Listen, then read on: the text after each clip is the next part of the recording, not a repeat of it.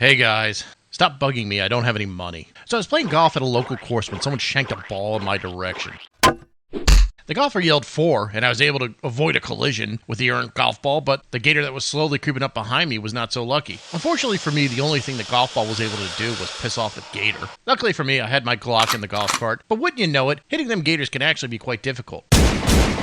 Well, while recovering from my little tussle with the gator, I had plenty of time to think, and naturally my mind drifted to the movies. But I ran into a problem. Movies today suck. I mean really suck. Like I tried watching that new Mandalorian movie and I was confused. Star Wars brought back whatever that Captain Phasma was from The Last Jedi, but now she's having sex with a gremlin. Blech, it's just not my cup of corn. So instead I decided to dust off the old Netflix account. The streaming service that gave us Squid Game, Stranger Things, and something. That's disgusting! Well, the first thing I see is a documentary called The Crash. James Ballard has been seduced into a secret world. The car crash is a liberation of sexual energy. No, that movie! The documentary opens with an officer's body cam shot as he approaches a car that's completely smashed up. As the Leo searches the wreck, you can hear his voice overcome with emotion due to the severity of the injured occupants. It appears that there are 3 folks injured. 2 look to be dead, but 1 is alive, and you hear her say, "My name is Mackenzie." The movie then cuts to a montage of cell phone video clips coupled with folks reporting that this may have not actually been an accident. It may have been murder. Inconceivable! After the opening credits, we were introduced to a group of friends, starting with Rosie, 18 years old, Mackenzie, 17 years old, Davion, who's 19, Dom is 20, and Bubba is 18. You quickly realize that in the influencer society, everything these friends did is recorded on their phones. But we learned that Mackenzie and Dom are boyfriend and girlfriend and have been together for 4 years.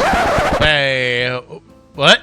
4 years? Wait, how old was Mackenzie? In the beginning it says she's 17. Well, that means that Dom and Mackenzie got together when she was 13 and he was 16? Oh, I know we're just getting started, but hey, that's fucking wrong. There is a huge difference between 13 and 16. I remember being 16, and I sure as shit wasn't looking at 13-year-olds. The f*** would you have in common with someone that is 13 when you're 16? Yeah, I like coloring too. You want some candy? Puppies are cute. Also, anyone else think that Dom kind of looks like the Boston Marathon bomber? No? Just me? Alright, moving on. So the video clips paint a picture of a typical group of friends having fun together, and it's kind of what you would expect from any close-knit group of friends. But then you go back to the crash scene, and cracks are starting to form as one cop mentions something about marijuana, Reefer, and shrooms being found in the car. Next, we are introduced to Mackenzie's parents, Natalie and Steve Shirilla. They are obviously devastated and look to be suffering from some survivor's guilt, which is totally understandable. What I don't get is Steve's outfit. I mean, you're sitting down for a documentary with Netflix. I wouldn't necessarily be wearing a suit, but this guy looks like he took a break from playing Dungeons and Dragons just to film this. He was masturbating! I guess someone like Happy Gilmore could pull off this outfit because that's his brand, but I mean, show a little respect maybe. But I don't want to get caught up in it, so let's keep moving. From there, we then again see body cam footage of police talking to Dominic's father, and it's honestly just heartbreaking. But Dom's father immediately raises the question of what the f was going on. Were they drunk? Were they high? Did they fall asleep? He even goes to the crash site and notices that some car drove straight into the building with no skid marks. The more you look at this scene, the more questions that really are unanswered. Next, we're introduced to some of Davion's family, specifically his sister, Daphne, and his adoptive father, Scott. Daphne is sweet, as she describes her brother as a big supporter and protector and always looked out for her. Davion's dad, on the other hand, had a very somber appearance. It was the look of this 100% avoidable crash, and he has the "what did you do" face. Similar to Dom's father, the lack of information about the night in question is frustrating, which is interesting because the next person we are introduced is to Tim Trout, the assistant district attorney. Tim immediately jumps in saying the police think there's more to this than just an accident. While Mackenzie was the driver, with Dom in the passenger seat and Davion in the rear, the automobile's impact was on Dom's side. Tim goes on to say they found ganja in Mackenzie's purse and shrooms in her clothes, which really begs the question as to whether this was operator error, substance abuse, or something more sinister. It's at this point that law enforcement begins to really turn its attention to Mackenzie. But who is Mackenzie Shirilla? Well, we are greeted with some of Mackenzie's TikToks. As it turns out, she's your typical Lake Effect 5 trying to pretend she's a 10. She's a Harvard chick! However, Mackenzie really seemed to be tight with her boyfriend, Dom. Somehow Dom always seemed to have a lot of money, which, when you're dating a gold digger... That's a good thing. Look, I know this kid is dead, but come on, does anyone else get major creep vibes when you see him and her together? I mean, Mackenzie might be attractive once she goes through puberty, but I don't know. She just looks weird. She looks like someone that got AIDS, then somehow AIDS lost. It turns out that Mackenzie's mother probably shouldn't have given cops access to Mackenzie's phone because, like all dumb bitches, she records herself doing drugs. Yeah, nothing screams hot more than a 5th grader driving a car sucking down a blunt. The worst part is that her father f***ing condones it. And I just realized that his dumbass is wearing a shirt that says boom on it. Honestly, poll here, but is Steve retarded? Who the f*** would dress like you just spent the morning firing up a bowl full of hashish and then go do an interview for a documentary named The Crash? At least when he was smoking hashish, he used to make me laugh occasionally. All while wearing a shirt that says boom? I mean, f*** this guy. His daughter wasn't even an adult and he's totally fine with her getting baked while operating a motor vehicle and doesn't even apologize for it. Oh yeah. Don't forget to like and subscribe. That way I can continue to bring you more of this worthless slop. I sure as hell will. Okay, after I finished this review, I saw an interview with Steve, and I don't know how, but you end up hating this motherfucker even more. In this interview, Steve says he learned his lesson with the previous outfit and has instead opted for the prison orange shirt. He's an idiot. This asshole then continues to defend Mackenzie's drug use. She's a fucking 12-year-old, Steve! You know, I just realized something. Why the hell are all the morons in this world named Steve? You have Steve Urkel, Steve Harrington, Steve Smith, Steve Stifler, Steve Hyde, Steve McCroskey, Steve Sanders, Steve Hightower, Steve Rogers, Scumbag Steve, Steve Paddock, Steve Avery. See? No one is good in this world named Steve. Anyways, back to the interview. Fucking Steve blames everyone except his daughter for the crash. Dom was a drug dealer, so it was his fault they took that particular route. The prosecutor had it out for her. His lawyer f***ed him. The car was faulty. Evidence wasn't admitted. The judge was corrupt. The road was bad. Shit, man. This guy is retarded. All you have to do is look at that pretentious gremlin daughter of yours, and you know she's up to no good. The only saving grace, though, is that Steve lost his job. Couldn't have happened to someone better. But at the same time, you just hope this moron got a vasectomy because he should never be allowed to procreate. I got a little dick. It's pathetic. So the documentary continues showing all the friends in Mackenzie's group doing more drugs and smoking the devil's parsley. Now, I get that this is a shithole town in Short Bus, Ohio, and there's not a whole lot to do, but if you're going to experiment in controlled substances, don't fucking record yourself doing it! My God, these kids are so fucking dumb. There are times that I feel like we should limit Gen Z to only working as Amazon delivery drivers or Door Dashers. We'll use drones for something else because I think Gen Z needs to be looked at as the mulligan generation or the bastard child generation. Just put them off to the side and let's go directly to Gen A. We could still fix that. Now, there's one guy that seems to be the only adult in the room, and that's Davion's father, Scott. This guy's fucking based. Davion was a high school football star that, like many other student athletes, he winds up with basically a career-ending injury. Then, unfortunately, you're having to deal with the fact that your dreams of going pro are now gone, and coupled with the physical pain of recovery, a lot of times kids like these turn to drugs just to cope. Your brain can't handle the loss, so you just bury the pain. Davion's father, Scott, was trying his damn best to keep his son from going over the brink, and you could see the pain in Scott's face because he blames himself, thinking if he had done more, I just feel for this poor bastard. Next up, the prosecutor starts going through the possible causes of the crash. Mackenzie had a little bit of THC in her system, but this chick was a pretty consistent toker, which really wouldn't have impacted her that much. There was no alcohol or other psychedelics. Examiners then looked at the car, and the forensic auto investigators found that the gas pedal, the brakes, the steering, and the tires were all functioning normally. So now all the attention was on the automobile's black box, which indicated that the accelerator was at 100%, going roughly 100 miles an hour with no braking up until impact. This is murder! We see more body cam of police interviews, and why does this documentary always keep saying recording at the beginning of every body cam scene? It's really annoying. Why they consistently reuse the same fucking sound effect? Oh.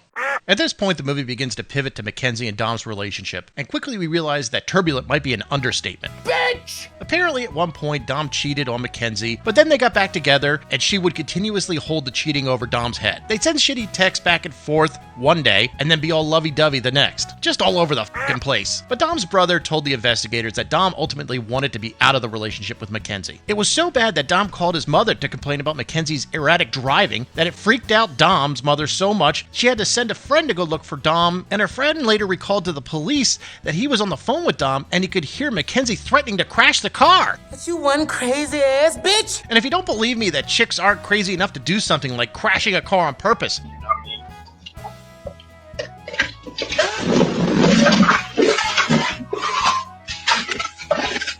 well... But finally, police felt like they had enough to arrest Mackenzie, and when they did, she was wearing this shirt. Like Davion's father said, she's a fucking tone-deaf narcissist. Cut that bitch off! I love the Shirilla's reactions. What? My angel is being arrested? She's being arrested for murdering 2 people! Well, now, we finally get to hear the story directly from the gremlin's mouth. Live from prison, Mackenzie sits down with the crew to give her side of the story. My favorite part is that she sits down shaking her head no, saying she's not a monster, which I guess is a double negative. You're a bitch. Mackenzie then rambles on and on that they were in love and probably would have been married by now, which I'm like, yeah, if you didn't kill him, that might be possible. Mackenzie then addresses Davion, and once again, she called him a good guy. Had to kill the other guy.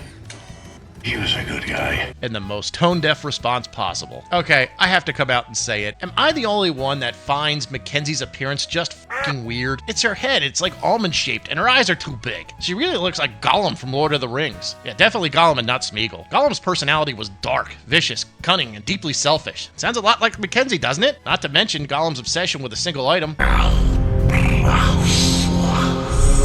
Shit, Gollum was willing to die to keep his precious. Okay, I fixed Mackenzie. Let's hear it from her true state. I don't want to force anything and just say too much or sound crazy.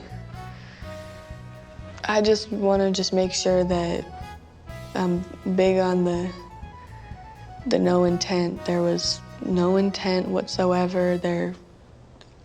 I have excessive amounts of remorse for Dominic, Davion, both of their families. This was not intentional, and I will do everything I can to prove that to the world and the families. So now we get to watch Mackenzie's trial, and it's like the light bulbs turn on Dom and Davion's families. Holy shit, this little monster killed our boys! However, the person I love in this trial is Shirilla's defense attorney. One of his lines was, "When I first got this case and saw that the charge was murder, I thought to myself, boy, if she's driving the car and it was on purpose to kill these people, she must have wanted to kill herself too." Yep, Chief, that's what we were all thinking too. Not sure I would have said the quiet part out loud, but okay. This is pretty much how her lawyer acted throughout the entire case. Good job, buddy. Good job. The prosecution then played recorded calls of Mackenzie to Dom, having just a complete melty coupled with surveillance footage of the car rocketing down this windy street, and then threw in the data from the car's black box that she had the car floored, and you can imagine, it didn't take long for the judge to find her Guilty, guilty, guilty, guilty! From there, we move on to the sentencing, and once again, Mackenzie's tone-deaf social media comes back to bite her in the ass. The one idiot friend that tries to defend Mackenzie's Halloween choice says that they were only trying to dress up as Playboy Cardi, and you can't judge someone by the content they post online. Yeah, bitch! You fucking bitch! I'm just sitting here thinking, oh man, come the fuck on! This little goblin just killed 2 people, and they fucking think it's okay to post videos of them wearing corpse makeup? Go fuck yourself, Mackenzie, and your fat friend too. I hope you die in prison. So right before sentencing, Mackenzie's mother gives a statement to the judge asking for leniency, and you now can see where Mackenzie gets the retard from. The mother spends all the time talking about how Mackenzie this and Mackenzie that the judge finally pipes in and says, what about the ones that died by Mackenzie's hand? You can see Natalie Shirilla's brain go into full buffer mode before the stupid cow tries to backtrack. Yeah, the judge seems so moved by Natalie's impact statement, she goes gently on Mackenzie and gives her 15 years to life. Get what you fucking deserve! From there, we go back to Gollum in prison, giving her final thoughts. And look, I am not a body expert by any means, but even I could see Mackenzie shaking her head no when she says that there was no intent to kill Dom and Davion, and that she has an excess amount of remorse. Holy shit, even when you have the opportunity to show how sorry you are for ending 2 innocent lives, this lake effect gnome still can't do it. Fucking evil bitch. The document ends with Mackenzie's parents babbling that they found proof that will set their daughter free. And what is this proof? Absolutely nothing! These 2 morons have nothing, and the worst part is that they are completely delusional in their quest to free their daughter. At no point did either of them say anything acknowledging even the slightest possibility that their little Satan princess could have done this on purpose. Not a fucking word. So that's it. That's the documentary. A real-life movie about some Midwest trash hoe that, despite looking like a 12-year-old, was so fucking narcissistic about her own retarded Ohioan power and status that she would rather kill her soon-to-be ex-boyfriend versus just moving on and trying to do something with her privileged, albeit pointless life. She's useless. I guess this is a lesson to all parents, too. Folks, if you have a daughter, don't spoil her. That goes doubly down if she's ugly. Mackenzie was a Gollum, an evil little monster that was constantly gaslit by her dopey father and housefrau mother. But in the end, Mackenzie got what she deserved. Everyone is talking about her, so congrats on the fame, you piece of shit. Oh yeah, enjoy the 15 to life, you obnoxious Hey, thanks again for watching. What we do here is satire, and we're just making jokes. And if what you see here offends you, piss off and go eat a banana. But otherwise, please leave a like and subscribe. We'll see you again next time. Now, just leave me the fuck alone.